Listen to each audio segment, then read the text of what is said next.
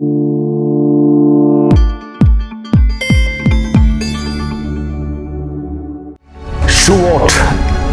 a real Pentecost. വീണ്ടും ഒരു പെന്റിക്കോസ്റ്റ് നമ്മുടെ ജീവിതത്തിലേക്ക് കടന്നു വരികയാണ്. ചരിത്രത്തിന്റെ ഗതികളിൽ സഭയുടെ കടന്നുവരവും വ്യക്തിപരമായി ഓരോ ശിഷ്യന്മാരുടെ ജീവിതത്തെ ഒരു അതോറിറ്റിയോടുകൂടി ദൈവം കൊടുത്ത അധികാരബോധത്തോടെ പരിശുദ്ധാത്മാവിന്റെ അനുഗ്രഹത്തോടെ ജീവിതം മാറിയ, അതോടൊപ്പം ലോകചരിത്രത്തിൽ ഒരു ക്രിസ്ത്യാനി എന്ന വാക്കിനെ ദൈവാത്മാവിനാൽ കയ്യൊപ്പിടുന്ന വലിയ അനുഗ്രഹത്തിന്റെ ഒരു വലിയ സംഭവം തന്നെയായിരുന്നു പെന്റിക്കോസ്റ്റ്. എന്നാൽ കാലങ്ങൾ മുന്നോട്ട് പോകുമ്പോൾ ഇന്ന് നമ്മൾ അതിൻ്റെ ഓർമ്മ ഏറ്റെടുത്ത് ഒരു അനുസ്മരണമായി ഇത് കടന്നു പോകുമ്പോൾ ദൈവം പെന്റിക്കോസ്റ്റ് എന്നത് എന്താണെന്ന് നമ്മളോട് വ്യക്തമാക്കാൻ ആഗ്രഹിക്കുകയാണ്.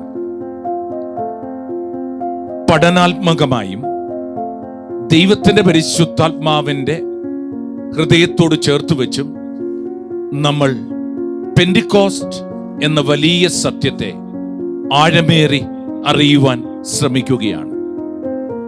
പരിശുദ്ധാത്മാവ് വരുന്നു, ജീവിതങ്ങളിൽ അഗ്നിനാവുകൾ വരുന്നു.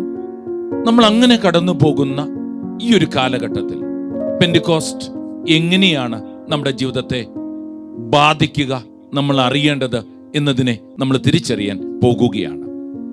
അതുകൊണ്ട് തന്നെ പല പാർട്ടുകളായി ക്രൈസ്റ്റ് കൾച്ചർ എന്ന മിഷൻ ഒരു യൂണിവേഴ്സിറ്റി തലത്തിൽ നിന്നുകൊണ്ട് ഈ സബ്ജക്റ്റിനെ ആത്മീയമായും ആഴമേറിയ ബോധ്യത്തോടെ ബൈബിൾ ആസ്പദമായി നമ്മൾ അതിനെ ഒന്ന് കാണാൻ ശ്രമിക്കുകയാണ്.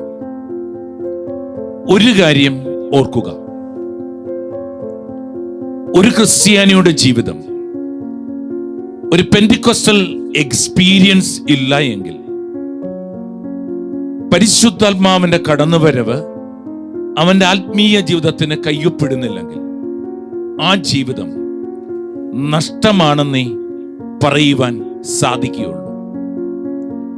നമ്മൾക്ക് ആശയങ്ങളും നമ്മൾ കടന്നു പോകുന്ന വിഷയങ്ങളും ആസ്പദമാക്കി ദൈവത്തെ അറിയാൻ ശ്രമിക്കാം. എന്നാൽ ബൈബിൾ ഈ പെന്റിക്കോസ്റ്റിനെ അങ്ങനെയാണോ നൽകിയിരിക്കുക? ഒരു ഡോക്ട്രീനൽ സബ്ജക്റ്റായി, തിയററ്റിക്കലി, അതോടൊപ്പം ചില ക്രമങ്ങളെ ആസ്പദമാക്കി നമ്മൾ അറിയേണ്ട ഒരു വലിയ കാര്യമാണോ പെന്റിക്കോസ്റ്റ്? ഓർക്കുക, ചരിത്രത്തിന്റെ ഗതികളെ മാറ്റിമറിച്ച ഈ ഒരു സബ്ജക്റ്റ് നമ്മൾ ഏറ്റെടുക്കുമ്പോൾ നമ്മൾ നമ്മളെ തന്നെ ഒന്ന് പ്രിപ്പയർ ചെയ്യുവാൻ ശ്രമിക്കുന്നത് നല്ലതാണ്. ഈ ദിവസങ്ങളിൽ ബൈബിളും ഒരു ബുക്കും പെന്നുമായി ദൈവത്തിന്റെ മുമ്പിലേക്ക് നമുക്ക് കടന്നു വരാം. ഒന്നാമത്തെ പോയിന്റ്, യഹൂദ വംശത്തെ സംബന്ധിച്ച് 7 പ്രധാനപ്പെട്ട തിരുനാളുകൾ അവിടെ ജീവിതത്തിലൂടെ കടന്നു പോകണമെന്ന് ദൈവം ആഗ്രഹിക്കുന്നു. ലേവ്യരുടെ പുസ്തകം 23-ാം അധ്യായം അത് വ്യക്തമാക്കുകയും ചെയ്യുന്നു. അങ്ങനെ 7 തരത്തിലുള്ള ഉത്സവങ്ങളുടെ ഒരു കൂട്ടായ്മ ഒരു രാജ്യത്തിന് കടന്നു വരുമ്പോൾ ഓരോ സാധ്യതകളെയും ആസ്പദമാക്കി അവയിലെല്ലാം നിറഞ്ഞു നിൽക്കുന്നത് യേശുവിൻ്റെ ജീവിതവും കുരിശുമരണവും ഉദ്ധാനവും ഈ സഭയോട് ചേർന്ന് നിൽക്കുന്ന മുഴുവൻ കാര്യങ്ങളുമാണ്. 7 തരത്തിലുള്ള ഉത്സവങ്ങളെ 2ആയി ഡിവൈഡ് ചെയ്യാം. സെഗ്മെന്റ് നമ്പർ 1ഉം സെഗ്മെന്റ് നമ്പർ 2ഉം. ആദ്യത്തെ സെഗ്മെന്റിൽ 4 പ്രധാനപ്പെട്ട ഉത്സവങ്ങൾ കടന്നു വരുന്നു. അതവർ സെലിബ്രേറ്റ് ചെയ്യുകയാണ്. രണ്ടാമത് 3 പ്രധാനപ്പെട്ട ഉത്സവങ്ങളാണ് കടന്നു വരുന്നത്. ഒന്ന്, സ്പ്രിംഗ് ടൈമിൽ കടന്നു വരുന്ന പെസഹ, പാസ്ഓവർ. ഇതിൽ വളരെ ആഴമേറിയ ബോധ്യത്തോടെ ഈ ഉത്സവം, ഈ ഒരു സെലിബ്രേഷൻ അല്ലെങ്കിൽ ഒരു ഓർമ്മപ്പെടുത്തൽ അവിടെ ജീവിതത്തിൽ കടന്നു പോകുന്നു. രണ്ടാമത്, പുളിപ്പില്ലാത്ത അപ്പത്തിന്റെ തിരുനാളാണ്. 3, ആദ്യ ബലങ്ങളുടെ സമർപ്പണത്തിന്റെ, കറ്റകളുടെ സമർപ്പണത്തിന്റെ തിരുനാള്. 4, ഈ ആദ്യത്തെ സെഗ്മെന്റിൽ നാലാമത്തേതായി വരുന്ന പ്രധാനപ്പെട്ട തിരുനാൾ പെന്റിക്കോസ്റ്റ്. ഇനി ശേഷം അടുത്ത 3 തിരുനാൾ വരികയാണ്. അത് ഫോൾ ടൈമിൽ വരുന്ന 3 പ്രധാനപ്പെട്ട തിരുനാൾ. ഒന്ന്, കാഹളനാദം, ട്രംപറ്റ്സ്, അത് വരുന്ന പുതുവത്സര ദിനം ആഘോഷിക്കുന്ന തിരുനാൾ. 2, അറ്റോൺമെന്റ്, പാപ പരിഹാര ദിനം ആഘോഷിക്കുന്ന തിരുനാൾ. ഒരു വലിയ മഹാ ഫെസ്റ്റിവലാണ്. 3, കൂടാര തിരുനാൾ, ടാബർനാക്കിൾ. ദൈവം കൂടാരമടിച്ച ടാബർനാക്കിളിനെ ആസ്പദമാക്കി അവിടെ ജീവിതത്തിലൂടെ കടന്നു പോകുന്ന ദൈവസാന്നിധ്യത്തിന്റെ തിരുനാൾ. ശ്രദ്ധിക്കുക, 7 തിരുനാളുകളെ 2 സെഗ്മെന്റായി മാറ്റിവെക്കുമ്പോൾ ആദ്യത്തെ 4 തിരുനാളുകളും, പ്രത്യേകിച്ച് നമ്മൾ കാണുന്ന ഈ പെസഹായും പുളിപ്പില്ലാത്ത അപ്പത്തിന്റെയും ആദ്യ ബലത്തിന്റെയും പെന്റിക്കോസ്റ്റിന്റെയും തിരുനാൾ ദൈവത്തിന്റെ പരിശുദ്ധാത്മാവിനാൽ പൂർത്തീകൃതമായതാണ്. അടുത്തു വരുന്ന 3 തിരുനാളും, അതായത് കാഹളനാദത്തിന്റെയും അറ്റോൺമെന്റിന്റെയും മഹാ പാപപരിഹാര ദിനത്തിന്റെയും അതുപോലെ കൂടാര തിരുനാളും വരുവാനുള്ള, പൂർത്തീകരിക്കപ്പെടുവാനുള്ള പ്രവചനത്തിനെ ആസ്പദമാക്കിയുള്ള കർത്താവിന്റെ സെക്കൻഡ് കമ്മിങ്, യേശുക്രിസ്തുവിന്റെ സെക്കൻഡ് കമ്മിങ്ങിനെ ആസ്പദമാക്കിയുള്ള തിരുനാളുകളാണ് വരിക. ഈ വലിയ ബോധത്തോടെ ഈ പഠന വിഷയത്തിലേക്ക് നമുക്ക് കടക്കാം. ആദ്യ സെഗ്മെന്റിലെ 4 തിരുനാളുകളിൽ നാലാമത് വരുന്ന പെന്റിക്കോസ്റ്റ്, ഷുവോട്ട് എന്ന ഹീബ്രു വാക്കിൽ കടന്നു വരുന്ന ഈ ഒരു ഫെസ്റ്റിവലിനെ നമ്മൾ പെന്റിക്കോസ്റ്റ്, ഗ്രീക്കിൽ 50ാമത്തെ എന്ന വാക്കോടുകൂടി നമ്മൾ ഇതിനെ ഏറ്റെടുക്കുമ്പോൾ എന്താണ് ഇതിന്റെ ആഴമെന്ന് നമ്മളൊന്ന് കാണാൻ പോകുകയാണ്. പോയിന്റ് നമ്പർ 1, ബൈബിൾ എന്ന് പറയുക ദൈവം നമ്മുടെ ജീവിതത്തിൽ നൽകിയിരിക്കുന്നത് നമ്മൾ കേട്ട് കടന്നു പോകുവാനുള്ള ഒരു വിഷയമായിട്ടല്ല.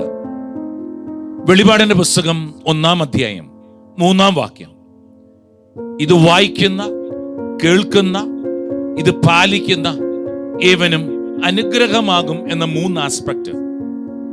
റീഡിംഗ് ഉണ്ട്, ഹിയറിംഗ് ഉണ്ട്, ഇംപ്ലിമെന്റേഷൻ ഉണ്ട്. ഇത് 3ഉം ഒരു എക്സ്പീരിയൻസ് ആണ് ബൈബിൾ നമ്മുടെ ജീവിതത്തിലേക്ക് തരിക. അതുകൊണ്ട് തന്നെ ബൈബിളിൽ പെന്റിക്കോസ്റ്റ് എന്ന ഒരു വലിയ ദൈവ സാന്നിധ്യത്തിന്റെ, പരിശുദ്ധാത്മാവിന്റെ കടന്നുവരവിനെ ഒരിക്കലും ഒരു പെന്റിക്കോസ്റ്റൽ ഡേ മാത്രമായി നമ്മുടെ ജീവിതത്തിൽ കൊണ്ടുവരണമെന്നോ അതുകൊണ്ട് തന്നെ ആ ഡേയുടെ അനുസ്മരണമായോ ഓർമ്മപ്പെടുത്തൽ മാത്രമായോ ഇതിനെ കാണണമെന്ന് ബൈബിൾ നമ്മളോട് ആവശ്യപ്പെടുന്നില്ല. പിന്നെയോ വളരെ വ്യക്തമായി ശ്രദ്ധിക്കുക, 1ാമത്തെ പ്രധാനപ്പെട്ട പോയിന്റ്, പെന്റിക്കോസ്റ്റൽ ഡേ എന്നത് ഒരു എക്സ്പീരിയൻസ് ആണ്. വളരെ വ്യക്തമായി ശ്രദ്ധിക്കുക, ഒരു അനുഭവ വേദ്യമാകുന്ന ഒരു കാര്യമാണ് പെന്റിക്കോസ്റ്റ്. ഒരിക്കലും അതൊരു ദിവസത്തിൽ ഒതുങ്ങുന്നത് അല്ല. ശ്രദ്ധിക്കേണ്ട ഒരു വിഷയം, ബൈബിൾ എടുത്താൽ ബൈബിളിനെ 3 പ്രധാനപ്പെട്ട ദിവസങ്ങളായാണ് അതിനെ കാര്യങ്ങൾ അവതരിപ്പിച്ചിരിക്കുക. 1-ാം ദിവസം എന്ന് വേണമെങ്കിൽ പറയാവുന്നത് പിതാവായ ദൈവത്തിന്റെ, പഴയ നിയമത്തിൽ വളരെ വ്യക്തമായി ഇടപെടുന്ന പിതാവായ ദൈവത്തിന്റെ ദിവസം. 2, പുതിയ നിയമവും അതോടൊപ്പം യേശുക്രിസ്തുവിന്റെ കടന്നുവരവ്, പുതിയ നിയമത്തിൽ സുവിശേഷങ്ങൾ വരുന്ന ആ 4 പുസ്തകങ്ങൾ, വിശുദ്ധ മത്തായിയുടെ, വിശുദ്ധ മർക്കോസിന്റെ, വിശുദ്ധ ലൂക്കായുടെ, വിശുദ്ധ യോഹന്നാന്റെ, ഈ 4 സുവിശേഷത്തെ ആസ്പദമാക്കിയുള്ള ദിവസങ്ങളെ യേശുക്രിസ്തുവിന്റെ ദിവസങ്ങളെ രണ്ടാം ദിവസം. 3 ക്രിസ്തുവിന്റെ ഉത്ഥാനത്തിനും സ്വർഗത്തിലേക്കുള്ള ആരോഹണത്തിനും ശേഷം വരുന്ന പരിശുദ്ധാത്മാവിന്റെ കടന്നുവരവോടുകൂടി 3-ാം ദിവസം തുടങ്ങുകയാണ്. അതുകൊണ്ട് തന്നെ ജോയൽ 2:28 പറയുക, അന്ന് ഇങ്ങനെ സംഭവിക്കും. ഈ പെന്തിക്കോസ്തിനെ കുറിച്ചുള്ള പ്രവചനത്തിൽ അന്ന് എന്നൊരു വാക്യമാണ് ഉപയോഗിക്കുക, ഒരു പദമാണ് ഉപയോഗിക്കുക. അതായത് this is A single day എന്ന് ഇത് തിരിച്ചറിയണം. അപ്പോൾ കഴിഞ്ഞ 2000 വർഷങ്ങൾക്ക് മുമ്പ് നടന്ന ഒരു സംഭവമായിട്ടല്ല ബൈബിൾ ഇത് നമ്മുടെ മുമ്പിലേക്ക് കൊണ്ടുവരിക. പിന്നെയോ എവ്രി നൗ ആൻഡ് ദെൻ ഒരു വലിയ ദിവസം, അതായത് പെന്തിക്കോസ്റ്റൽ ഡേയിൽ അപ്പസ്തോല പ്രവൃത്തികൾ ആക്ട്സ് ചാപ്റ്റർ 2 തുടങ്ങി അത് എത്തുക കർത്താവിന്റെ 2ാം വരവിൽ, സെക്കൻഡ് കമ്മിങ് വരെ എത്തുന്ന ദിവസങ്ങളെ ഒരു സിംഗിൾ ഡേ ആയി കാണുന്ന തേർഡ് ഡേ, ലാറ്റർ ഡേയ്സ്, അന്ന് ഇങ്ങനെ സംഭവിക്കും എന്നാണ് ബൈബിൾ വ്യക്തമാക്കുക. അതുകൊണ്ട് തന്നെ ഇതൊരു സെക്കൻഡ് കൊണ്ടോ ഒരു ദിവസം കൊണ്ടോ തീരുന്ന പ്രോസസ് അല്ല. പെന്തിക്കോസ്റ്റൽ എക്സ്പീരിയൻസ് എന്ന് പറയുക ഒരു ലെങ്തി പെന്തിക്കോസ്റ്റൽ ഡേയിൽ പരിശുദ്ധാത്മാവിന്റെ കടന്നുവരവും പരിശുദ്ധാത്മാവിന്റെ പ്രവർത്തനങ്ങളുടെ മാനിഫെസ്റ്റേഷനും തൊട്ട് കർത്താവിന്റെ 2ാം വരവ് വരെ നിൽക്കുന്ന ദിവസമാണ് ഇതെന്ന് നമ്മൾ ചിന്തിക്കേണ്ടിയിരിക്കുന്നു. വളരെ വ്യക്തമായി ശ്രദ്ധിക്കുക. ലോകത്തിൽ നിരവധി പേർ ക്രിസ്തുവിനെ അറിയുവാനും ക്രിസ്തുവുമായി കൂട്ടിമുട്ടുവാനും കടന്നു വരുന്നവരുണ്ട്. ഒരു ക്രിസ്ത്യാനിയെ ജനിച്ചതിന്റെ പേരിലും പല സമയത്തും ദൈവം ജീവിതത്തിൽ ഇടപെട്ടതിന്റെ പേരിലും ക്രിസ്തുവിൽ കടന്നു വന്ന നിരവധിയായ ക്രിസ്ത്യൻ ദൈവജനമെന്ന് വിളിക്കുന്ന നിരവധി ക്രിസ്ത്യാനികൾ ലോകത്തുണ്ട്. എന്നാൽ പലപ്പോഴും ഇതിനെ ഒരു തിയററ്റിക്കലി ഡോക്ട്രിനൽ സബ്ജക്റ്റായി പെന്തിക്കോസ്തിനെ വീക്ഷിക്കാറുണ്ട്. കേട്ട കാര്യം വായിച്ചറിയുന്ന ചരിത്രപരമായ ഒരു സംഭവമായി ഇതിനെ മാറ്റിമറിക്കുമ്പോൾ എവിടെയാണ് ഒരു പ്രോബ്ലം എന്ന് തിരിച്ചറിയുക. ശ്രദ്ധിക്കുക. ഒന്ന്, ഇത് പേഴ്സണൽ എക്സ്പീരിയൻസ് ആണ്. അതിന്റെ അർത്ഥം വളരെ ശ്രദ്ധയോടെ കേൾക്കുക. ഇൻ ദ ബിഗിനിങ് എന്ന് പറയുക സുവിശേഷങ്ങളിൽ ഇത് ഒരുക്കി വെച്ചു. ബൈബിൾ എടുത്താൽ ഈ 4 സുവിശേഷവും എഴുതപ്പെടുക യേശുക്രിസ്തുവിന്റെ 33 വർഷ കാലയളവാണ്. കാലങ്ങൾ മുന്നോട്ട് പോകുന്നു. യേശുക്രിസ്തുവിന്റെ ഉത്ഥാനവും സ്വർഗാരോഹണത്തിന് ശേഷം ഈ 33.5 വർഷത്തിന്റെ കാലയളവ് പൂർത്തിയാകുന്നു. BC 2-ലോ 3-ലോ കടന്നു വരുന്ന യേശുക്രിസ്തുവിന്റെ ജനനം. അങ്ങനെയാണെങ്കിൽ AD 30-ലോ 33-ലോ ആകണം യേശുക്രിസ്തുവിന്റെ മരണം. അങ്ങനെ 33.5 വർഷത്തിന്റെ ഒരു കാലയളവ് യേശുക്രിസ്തുവിന്റെ സുവിശേഷത്തിന്. പിന്നീട് അപ്പസ്തോല പ്രവൃത്തികൾ തുടങ്ങുകയാണ്. എടുത്താൽ ശ്രദ്ധിച്ച് കേൾക്കുക. AD 30 തൊട്ട് അല്ലെങ്കിൽ AD 33 തൊട്ട് AD 64, 63, 64 കാലഘട്ടങ്ങൾ വരെ അത് തുടരുകയാണ്. സുവിശേഷം 33 വർഷത്തിന്റെ കാലയളവ് പറയുമ്പോൾ ബൈബിളിൽ അപ്പസ്തോല പ്രവൃത്തികൾ വീണ്ടും ഒരു 33 വർഷത്തിന്റെ വളരെ ആഴമേറിയ അനുഭവങ്ങളെ കുറിച്ചാണ്, റിക്കാർഡിക്കൽ ഹിസ്റ്ററി ആയിട്ടാണ് ഇത് കടന്നു വരിക. സുവിശേഷം വേണമെങ്കിൽ ഒരു തിയറിറ്റിക്കലി പരിശുദ്ധാത്മാവിന്റെ കടന്നുവരവിനെയും മറ്റ് സാധ്യതകളെയും അവതരിപ്പിക്കുന്നുണ്ട്. അങ്ങനെ വരുമ്പോൾ ശ്രദ്ധിക്കേണ്ട ഒരു വിഷയം, യോഹന്നാന്റെ സുവിശേഷം 14-ാം അധ്യായം 15-ാം അധ്യായം 2 അധ്യായങ്ങൾ, അതുപോലെ യോഹന്നാൻ ശ്ലീഹായുടെ 20-ാം അധ്യായം, ലൂക്കാസ് സുവിശേഷം 24-ാം അധ്യായത്തിന്റെ അവസാന ഭാഗങ്ങൾ, അപ്പോസ്തല പ്രവൃത്തികൾ 1-ാം അധ്യായം, ഇവയെല്ലാം ഒരു തിയററ്റിക്കൽ പോർഷൻ അവതരിപ്പിക്കുകയാണ്. വരാൻ പോകുന്ന ഒരു സംഭവം, അതിനെങ്ങനെയാണ് പ്രിപ്പയർ ചെയ്യേണ്ടത്, എങ്ങനെയാണ് ഒരുങ്ങേണ്ടത്, ഇതിനെ ആസ്പദമാക്കി അപ്പസ്തോല പ്രവൃത്തികൾ 2-ാം അധ്യായത്തിൽ പരിശുദ്ധാത്മാവിന്റെ കടന്നുവരവ്, ഈ വരവിൽ ഒന്ന് കാണുവാൻ പറ്റുക, പരിശുദ്ധാത്മാവിന്റെ കടന്നുവരവ് എന്നത് കാണുമ്പോൾ ഓർക്കുക, പരിശുദ്ധാത്മാവിന്റെ പ്രവർത്തനത്തിന്റെയും പരിശുദ്ധാത്മാവിന്റെ ദാനങ്ങളുടെയും വരങ്ങളുടെയും ആഴമേറിയ ഇടപെടലുകളുടെ തുടക്കമാണ് ഇവിടെ കുറിക്കുക. അതുകൊണ്ട് തന്നെ ഈ പറഞ്ഞ അധ്യായങ്ങളുടെ പ്രാക്ടിക്കൽ എക്സ്പീരിയൻസ് ആണ് അടുത്ത തലമായ അപ്പസ്തോല പ്രവൃത്തികളിൽ നടക്കുക. അതുകൊണ്ട് ഇത് നമ്മുടെ ജീവിതത്തിലേക്ക് കടന്നു വരേണ്ടത് ഒരു അനുഭവമായിട്ടാണ്.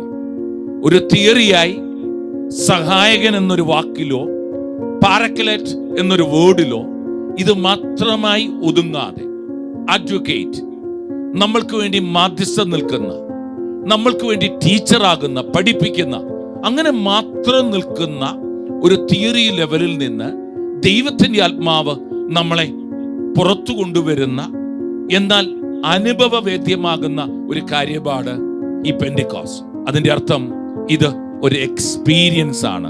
വളരെ ശ്രദ്ധയോടെ ഇത് ശ്രവിക്കുക. 2, ഒരു ദിവസം നടന്ന ഒരു എക്സ്പീരിയൻസ് ആണോ പെന്തിക്കോസ്റ്റ്? 120 പേരുടെ നടുവിൽ നടന്ന ഒരു സംഭവം മാത്രമാണോ പെന്തിക്കോസ്റ്റ്? അല്ല.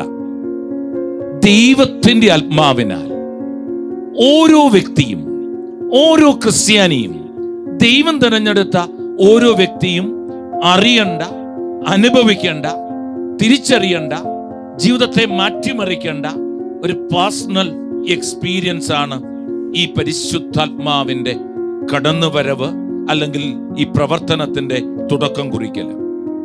അതുകൊണ്ട് ശ്രദ്ധിക്കുക, ആത്മാവിന്റെ അനുഭവ വേദ്യമാകുന്ന ഒരു വലിയ പ്രോസസ്സാണ് പെന്തിക്കോസ്റ്റ് എന്ന് നമ്മൾ തിരിച്ചറിയുന്നത്.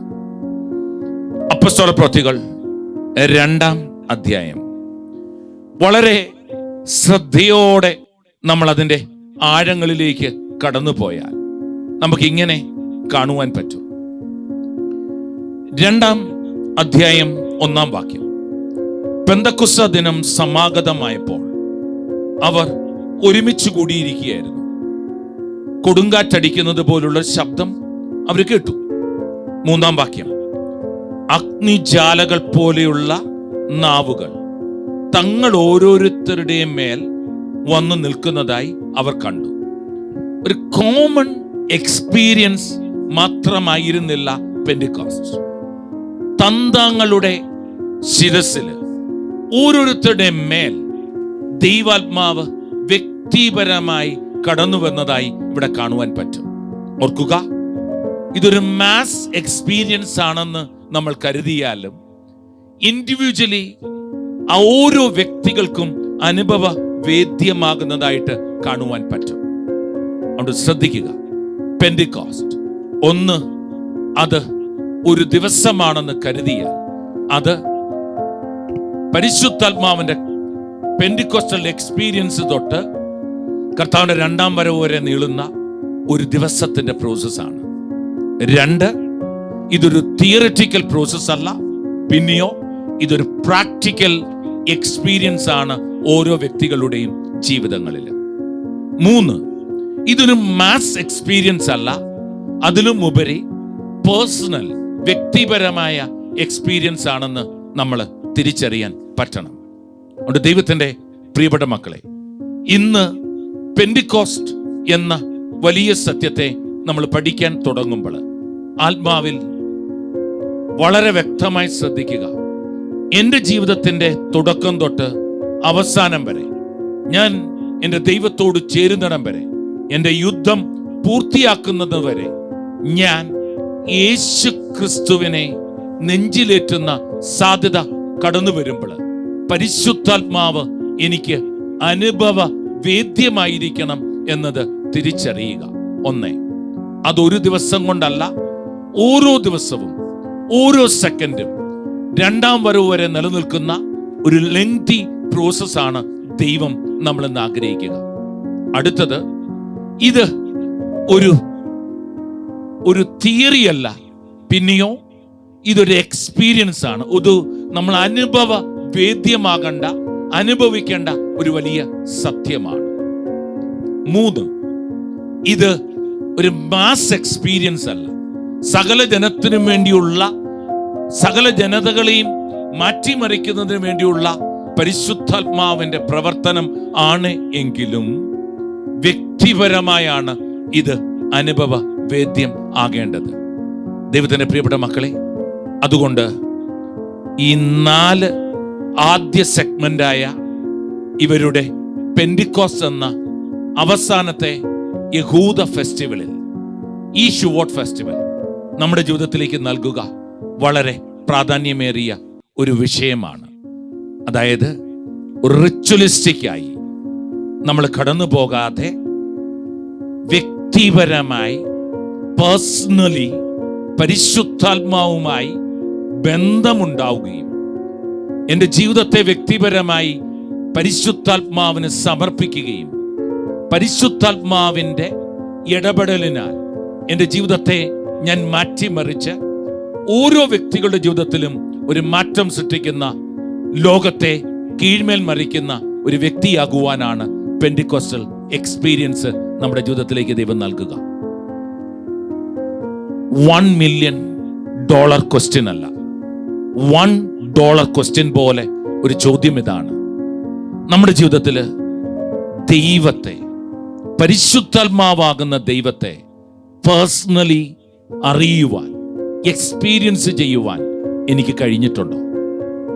ഈ $1 ക്വസ്റ്റ്യനിൽ നിന്ന് ഒരു $100 ക്വസ്റ്റ്യൻ അല്ലെങ്കിൽ ഒരു $1000 ക്വസ്റ്റ്യനായി വളർന്നാൽ, ക്വസ്റ്റ്യൻ ഇതാണ്: എൻ്റെ ജീവിതത്തിൽ ഈ പരിശുദ്ധാത്മാവുമായിട്ടുള്ള ബന്ധത്തെ വ്യക്തിപരമായി അനുഭവിക്കാനും ആ വ്യക്തിപരമായ അനുഭവത്തെ ജീവിതത്തിൽ എന്നും കാത്തു സൂക്ഷിക്കുവാൻ ഞാൻ തയ്യാറാകുന്നുണ്ടോ? ശ്രദ്ധിക്കുക, ഈ പെന്തിക്കോസ്റ്റ് പഠനത്തിലേക്ക്, ആത്മാവിലേക്ക്, ദൈവത്തിന്റെ പരിശുദ്ധാത്മാവിന്റെ നിറവിലേക്ക് ഒരു യാത്രയാണ്. ശ്രദ്ധയോടെ ഇന്നു തൊട്ട് നമുക്ക് ഈ ടോക്കിന്റെ പരമ്പരയിലേക്ക് കടന്നു വരാം. ദൈവം നിങ്ങളെ സമൃദ്ധമായിട്ട് നടത്തട്ടെ. പരിശുദ്ധാത്മാവിന്റെ കൃപ ഹൃദയത്തിലേക്ക് കടന്നു വരുവാൻ ഒന്ന് കണ്ണുകൾ അടച്ച്, ജീവിക്കുന്ന ദൈവത്തിന്റെ പരിശുദ്ധാത്മാവെ, ഓരോ ഹൃദയങ്ങളെയും മാറ്റിമറിക്കുന്ന വലിയ കൃപയായി മാറുവാൻ ഈ മക്കളുടെ മേൽ പരിശുദ്ധാത്മാവ് ബുദ്ധി, ചിന്തകള് കടന്നു വരുന്ന ഈ ഒരു മനസ്സിന്റെയും ജീവിതത്തെ മാറ്റിമറിക്കേണ്ട ആത്മാവിൻ്റെയും, അതുപോലെ ഇത് കേൾക്കേണ്ട എൻ്റെ ഇന്ദ്രിയങ്ങൾ കടന്നു വരുന്ന അതിൻ്റെ ആഴമേറിയ ശരീരത്തിൻ്റെയും 3 ആസ്പെക്റ്റിലും ദൈവത്തിന്റെ പരിശുദ്ധാത്മാവിന്റെ പെന്തിക്കോസ്റ്റൽ എക്സ്പീരിയൻസ് കടന്നു വരുവാൻ ഓരോ വ്യക്തികളെയും സമർപ്പിച്ചുകൊണ്ട് യേശുവിന്റെ നാമത്തിൽ